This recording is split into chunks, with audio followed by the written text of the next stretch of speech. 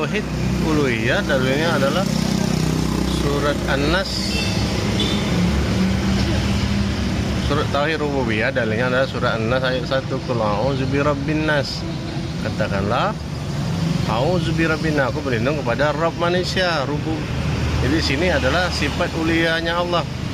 Allah menyebutkan sifat Rabb-nya, bahwa Allah sebagai Rabb, sebagai pencipta, pengatur, pemberi rezeki, berlindung kepada Allah sebagai Rabb. Kemudian tauhid uluhiyah surah An-Nahl ayat 3, ilahin nas, dan sesembahan manusia, ilah. Jadi Allah menyifati dirinya dengan sesembahan. Kalau di ayat 1 tadi Allah menyifati dirinya dengan Rabb, dengan sebagai pencipta, pemberi rezeki, pengatur, dan semuanya yang berhubungan dengan sifat perbuatan Allah, itu namanya rububiyah. Kemudian tauhid uluhiyah dalilnya surat An-Nahl ayat 3, ilahin nas, Allah menyifati dirinya dengan ilah, ma'bud, sesembahan, ilah. Ilahin nas, sesembahan manusia. Inilah tauhid uluhiyah. Ilah itu adalah sifat uluhiyah. Sifat uluhiyah berarti kita mentauhidkan Allah dalam perbuatan manusia kepada Allah. Jadi berdoa hanya kepada Allah, isti'adzah hanya kepada Allah, isti'anah hanya kepada Allah, iyyaka na'budu wa iyyaka nasta'in. Makanya tauhid uluhiyah itu dinamakan juga tauhid ubudiyah. Iyyaka na'budu wa iyyaka nasta'in, ya hanya kepadamu aku menyembah Allah sebagai ilah. Makanya makna la ilaha illallah itu la ma'buda bihaqqin Allah, tidak ada sesembahan yang disembah dengan benar kecuali Allah. Jadi ilah itu adalah ma'bud, sesuatu yang disembah. Makanya kata kerjanya ubudu, menyembah.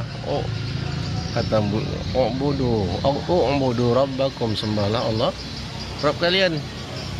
Jadi tauhid uluhiyah dan rububiyah itu bergabung satu di dalam surah Al-Baqarah ayat 21.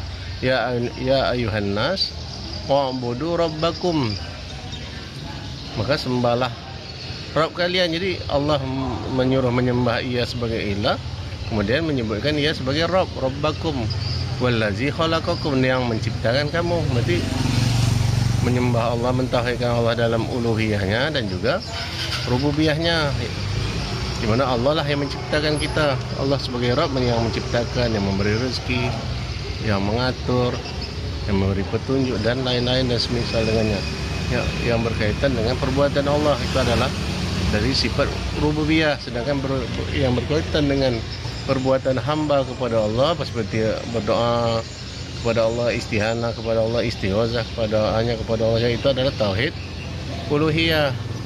Sedangkan tauhid asma wa sifat, ya asma wa sifat itu banyak disebutkan dalam surah Al-Hasr.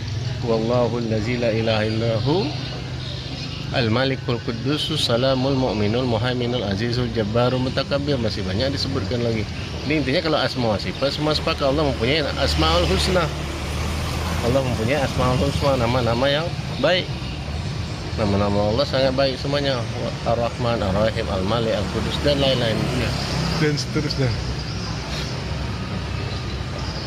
Jadi dalilnya ada dalam Al-Quran.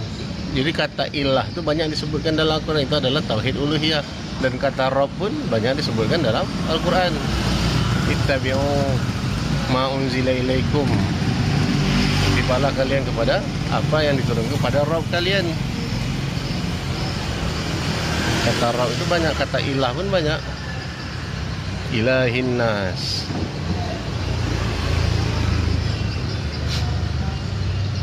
Jadi kata la ilaha illallah, ilah itu artinya adalah ma'bud.